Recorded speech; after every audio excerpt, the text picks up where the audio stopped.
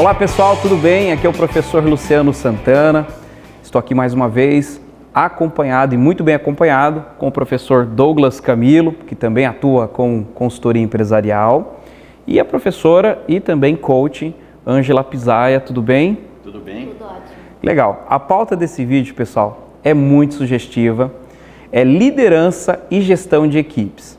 Um assunto extremamente sério, importante e necessário para o nosso convívio, né, para a nossa atuação. Em alguns momentos atuamos como líder, seja um líder formal, né, que ocupa um cargo dentro de uma estrutura, seja um líder informal que acaba puxando a fila, vamos dizer assim, né, assumindo esse papel de coordenação de um grupo de pessoas, de uma equipe, mas sempre seremos liderados ou estaremos liderando, né, isso é o que é mais interessante. E, por outro lado, também a gente tem a influência dessa figura do líder no âmbito da equipe, né? no ambiente da equipe. Né? A gente sempre comenta que a equipe é reflexo do líder. Então, se é um líder mais agressivo, é uma equipe também, de certa forma, mais competitiva, mais agressiva. Se é um líder muito centralizador, essa equipe reflete isso. Se é um líder que não tem nenhum tipo de intervenção, a equipe vai refletir isso, né? Aquela liderança liberal. Enfim, então a liderança e a gestão de equipes, elas andam de mãos dadas, né, dentro das organizações, dentro das questões aí que envolvem os grupos humanos. E um outro ponto importante também é que sempre que há um coletivo de pessoas, há a existência de uma liderança, seja dentro da empresa, fora dela, na igreja, no clube, em qualquer lugar em que exista pessoas convivendo, interagindo, sempre há necessidade da liderança, né, alguém para puxar, para dar um comando, para determinar, alinhar, enfim, sempre há necessidade, a figura de uma liderança. Como eu falei, ela pode ser formal ou informal, mas sempre existe uma influência de alguém sobre este coletivo ou sobre parte deles. E aí eu passo aqui então o bastão para o professor Douglas, para a professora Ângela comentarem sobre o que é a liderança em essência. Qual a diferença da liderança com o gerenciamento, por exemplo, né, que são questões diferentes, com o cargo de chefia, né, que é um outro tipo de entendimento, como eu já comentei, né, como que esse líder pode influenciar de maneira mais positivamente a equipe. Enfim, passo aqui o bastão para vocês e quero ouvir a contribuição de vocês. Perfeito. Eu quero, professor, me permite, quero falar sobre liderança, né?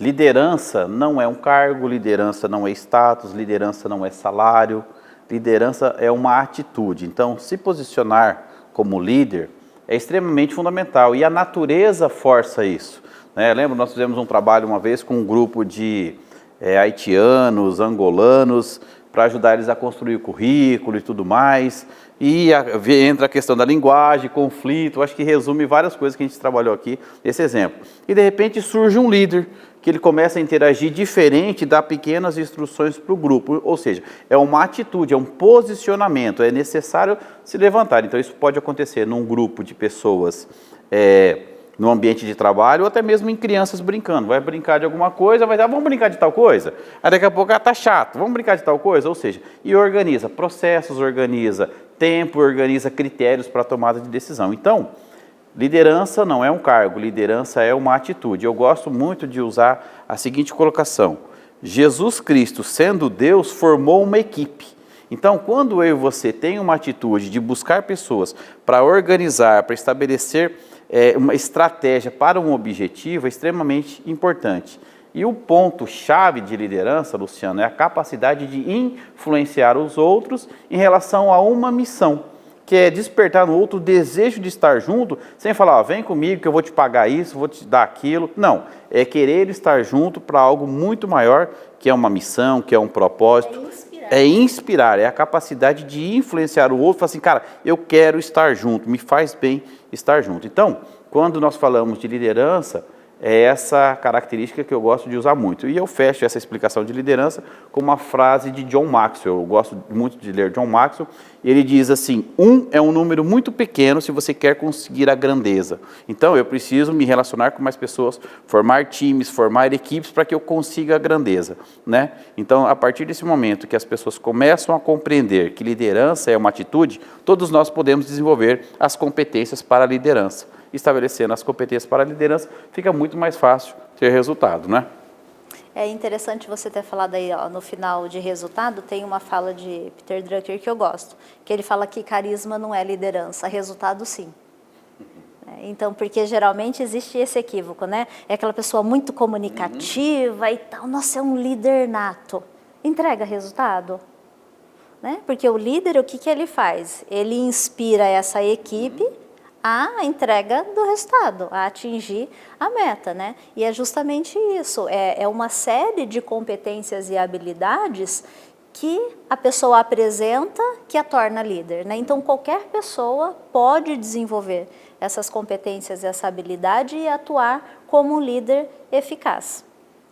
Agora, tem um autor que eu gosto de ler, é um autor canadense, é Mintzberg, o nome dele. Ele tem até um livro e tem um artigo também que ele disponibilizou, ele escreveu para Harvard, e que ele fala assim sobre os mitos, né, da liderança. E eu acho muito interessante porque sempre quando a gente fala de liderança, a gente nunca fala do papel gerencial do líder. A gente sempre fala do papel dele na inspiração das pessoas, na gestão das pessoas e tal. Mas é utópico a gente pensar que dentro de uma empresa, o líder, ele assume só esse papel. Não, gente, ele tem uma pancada de coisa operacional para realizar. Um checklist ali de... Né? Então, eu acho que é bom a gente trazer isso, porque geralmente quando a gente fala de liderança, a gente fica muito nesse viés, a gente fica muito nessa esfera. Mas o líder também, dentro da realidade, do que é real, do que a gente vai vivenciar dentro das empresas, ele tem uma série de operacionalidades ali que ele tem que fazer também. Né? Então, eu acho que isso é importante. Então, existe um papel gerencial de tomada de decisão, existe o papel que ele assume de símbolo mesmo, às vezes, dentro e fora da empresa, o papel de trazer, buscar e filtrar informações e divulgar essas informações para a equipe e tantos outros papéis gerenciais que ele assume e que é dever e que ele precisa executar tão bem quanto inspirar essa sua equipe e provocar e viabilizar um ambiente e situações que façam com que a sua equipe se sinta motivada. Isso que a professora Ângela trouxe, pessoal, é extremamente importante, porque ao mesmo tempo que a liderança é influência e está na base da comunicação e do relacionamento, que a gente até já tratou, por outro lado, essa figura que tem a responsabilidade de influenciar tem que influenciar certo, numa direção. Então tem que ter planejamento, parte gerencial, tem que ter estratégia, tem que ter processo. Né? Não adianta só dizer, vamos para cá, e aí não dá o parâmetro, né? E o pessoal aí vira um bando, né? Não é o grupo, a equipe e um bando, né? Então é um monte de gente junto ali. Então, e é um peso diferenciado sobre esse indivíduo que assume o papel da liderança. E aí eu brinco, né, que isso que a Ângela trouxe é interessante, é o gestor líder. E ao mesmo tempo é um líder gestor. Né? Então é uma troca, não adianta, se você for só a influência, você consegue uma parte do resultado. Se você for só o gerentão, você vai conseguir uma parte do resultado. Então é importante ter os dois lados, né? Você ter esse carisma da influência, essa capacidade comunicativa e de persuasão, ao passo que você também tem esse entendimento do planejamento, da organização, o PODC da administração lá, da gestão, né? Planejar, organizar, direcionar e controlar. Não tem para onde correr. É o gestor líder e o líder gestor. Para a gente avançar aqui, gostaria que vocês comentassem quais as características ou as habilidades essenciais de um bom líder, desse gestor líder, já que a gente está tratando dessa forma. A gente já falou de várias aqui, mas vamos fazer um resumo aqui, de pelo menos umas 3 características ou citem 3 cada um aqui para a gente fazer um perfil, traçar o perfil de um bom líder. Ótimo. 3 que eu posso contribuir planejamento, um planejamento, o lugar de errar é no papel. Joga papel fora, mas não joga dinheiro. Então, um ótimo planejamento. O segundo é comando, é dar a instrução com clareza. E o terceiro é a questão da decisão. Na hora do conflito, sim ou não, continua ou não. Então, um gestor, né, que exerce o papel, ele influenciou, estabeleceu o planejamento, distribuiu essas tarefas, ele precisa decidir. Então, são competências extremamente fundamentais para conseguir o sucesso. Porque se não tomar a decisão, vai protelar, vai gerar uma série de outros problemas que pode acarretar aí prejuízos financeiro, emocional, relacionamento e estragar toda aí uma questão de continuidade. Então, é bom planejamento, a capacidade de dar comando e também a capacidade de tomar as decisões em relação às situações mais relevantes. Esse dar comando seria uma capacidade comunicativa. Clareza, ser clareza na instrução. É isso, faça isso. Entendi. Né? Porque já foi inspirado lá atrás. É esse o propósito de nos reunirmos. Então não precisa explicar de novo por quê. Então simplesmente tira isso daqui, coloca lá, faz isso, compra, vende, transporta ou não. Ou seja, é comando, é um ritmo frenético para a ação. E aí é onde entra toda aquela questão da personalidade, a clareza da comunicação, para falar, mas por que está pedindo assim? Porque nós temos um propósito, nós temos um objetivo, nós temos prazo. Então, o comando está relacionado a exatamente isso, para não ficar discutindo os porquês. Isso faz antes, fez no papel, discutiu, estamos juntos, temos um acordo? Sim, vamos para a ação. E aí vem, então, o comando, que é a ordem, não quero fazer o que você quer, então não dá para andar comigo. E aí, fechando com o exemplo que eu dei em relação a Jesus Cristo, quando Jesus falou assim para Pedro, preciso lavar teu pé. Pedro falou, não, então você não tem parte comigo. Ou seja, na hora Jesus foi gestor e já demitiu Pedro ali, né? E aí Pedro se arrepende, não, mestre, mas o que eu vou fazer? Então, peraí, então se submete ao procedimento. E aí Pedro fala assim, não, senhor, então me dá, quero que dá um banho todo. Ele falou, não, é só o pé, meu querido, eu sei o que é para fazer, do jeito que é para fazer, não vem querer mudar o procedimento. Então, essa é a característica de um líder, onde inspira, e depois de um gestor, onde entra para tomar a decisão. Não é?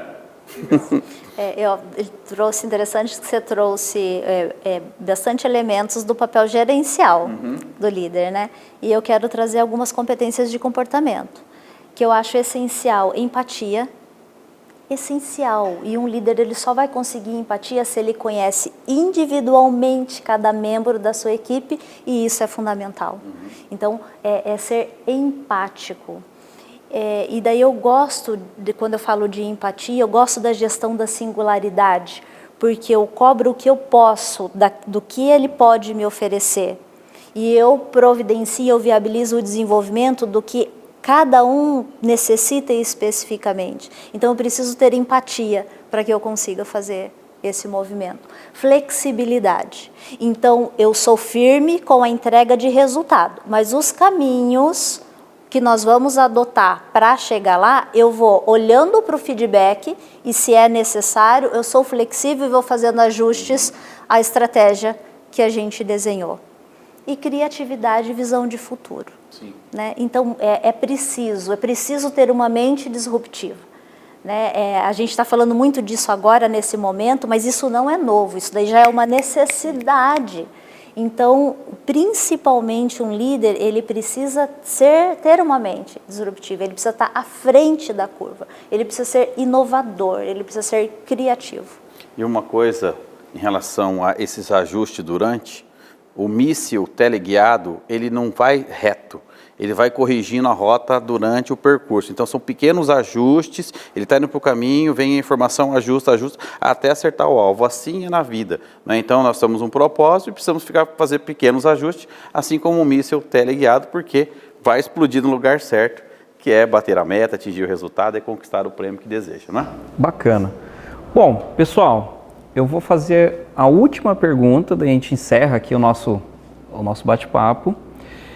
Mais relacionada à questão das equipes, né? Então a gente tem equipes em diferentes estágios, né? Equipe em formação, equipe já mais amadurecida, e para cada momento, né, que essa equipe está vivendo, muito também influenciado pela cultura, né, daquele grupo, a liderança ela precisa entender, fazer a leitura, né, da necessidade e adotar posturas, comportamentos. Em algum momento precisa ser mais diretivo, no sentido de direcionar, em alguns momentos ele vai delegar mais, vai empoderar.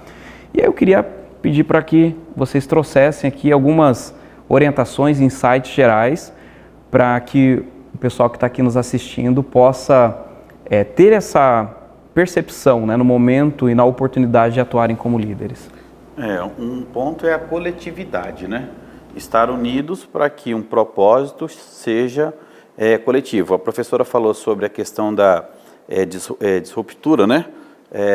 Eu sempre uso dentro das minhas reuniões, dentro dos propósitos, 2 palavras, que é colaborativa, eu colaboro com você, e escalabilidade, ou seja, eu tenho que fazer alguma coisa que seja bom para todo mundo, um ajuda o outro, mas que isso gere um resultado em grande escala. Então, quando a gente se predispõe a uma missão, a um propósito, um colaborando, eu te ajudo e você me ajuda, ou seja, isso vira uma mão de ida e volta, eu não preciso cobrar ninguém, né? E aí entra o que a professora falou em relação à empatia e tudo mais. Eu colaboro e faço alguma coisa que gere grande escala. Então, essa é uma grande recomendação para quem trabalha em equipe, Luciano, para que se relacione de uma forma respeitosa, amigável, um colaborando com o outro. E aí eu brinco, né? Tipo uma empresa, tipo uma equipe, tipo, né? Tipo uma família, ou seja, o que eu quero? Eu ajudo o outro, eu te ajudo, você me ajuda e crescemos junto em grande escala. Cada um cumprindo o seu papel, dentro... a soma desses papéis realizados são tijolinhos que levam a uma grande obra. Assim como a professora falou, a questão do limite de cada um. Se dá para mim, ok. Se não, preciso falar, olha, isso eu não suporto, não consigo fazer isso, para que eu não me comprometa demais, né? Aquele que tem dificuldade de falar o não, acaba absorvendo e acaba tendo problemas, né? Então, essa é a minha recomendação em relação à equipe, times, né? Entender e respeitar o tempo do outro. Eu, quando penso em equipe, eu penso muito em diversidade. Então, se eu tenho um objetivo para atingir, tem muitos papéis que precisam ser desenvolvidos ao longo da jornada, ao longo do caminho até eu atingir essa meta. Então, se são papéis diferentes, eu preciso de pessoas diferentes, eu preciso de perfis diferentes. E às vezes, quando não é um líder, né, às vezes é só um chefe, vou montar uma equipe, ele quer as pessoas parecidas com ele. Não, aquele lá pensa diferente. Gente, graças a Deus, tenha sempre uma pessoa perto de você que pensa diferente de você, né? Então, e às vezes quando não é um líder, não, aquele lá discorda muito, peça para as pessoas discordarem de vocês, e daí ele começa a pôr perto dele aquelas pessoas que concordam, que pensam igual, e isso daí é uma sabotagem, isso daí é um caminho para um insucesso. Então, equipe exige diversidade e daí eu preciso ter maturidade para lidar com essa diversidade. Mas quando eu entendo o valor e que quando cada um assume o seu papel de acordo com as suas potencialidades, com as suas competências e as suas habilidades, ele vai ser brilhante naquilo que ele faz. Então, olha como o papel do líder é importante, porque é ele que vai direcionar. E vai trazer o equilíbrio dentro do time. Exatamente, então isso é muito importante. Então quando a gente fala em equipe, gente, tenha um desenho mesmo de diversidade, de entender o que cada um, né, na sua singularidade, ele pode contribuir. Então a equipe é nesse sentido, e daí eu preciso à frente dessa equipe, obviamente, um líder, né, competente, que vai levar essa equipe aí para um resultado e para atingir. E a coesão, né, é muito importante. Então, eu me comprometo com aquilo que faz sentido para mim. Então, quando eu, enquanto líder, promovo, né, ou monto lá uma equipe, eu preciso de engajamento. E só vai ter o engajamento se aquela meta, pelo que nós estamos trabalhando, isso precisa fazer sentido para cada um dos membros da equipe. Então, precisa ser congruente porque ela está buscando profissionalmente, muitas vezes congruente porque ela pensa para a história de vida dela, né? E daí isso são passos e são conversas, e que eu só vou conseguir saber isso se eu conheço individualmente cada membro da minha equipe, que vai levar essa equipe a ter coesão, né? E daí ela se compromete, porque daí quando ela tem um porquê, não vai ser qualquer como que vai trabalhar a jornada. E uma coisa interessante, você falou da situação da tua fábrica e tudo mais, me lembrou um fato agora. Eu quero concluir minha fala com isso.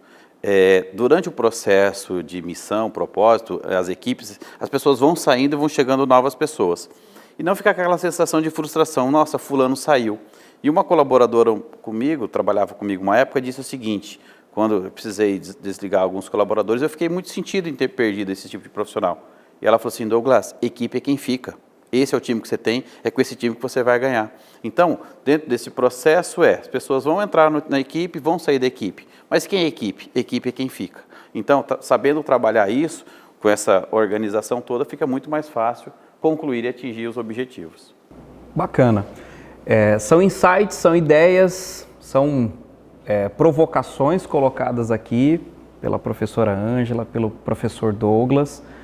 E eu quero fechar aqui trazendo um apanhado que acredito que possa ajudar vocês a entenderem melhor esse movimento das equipes.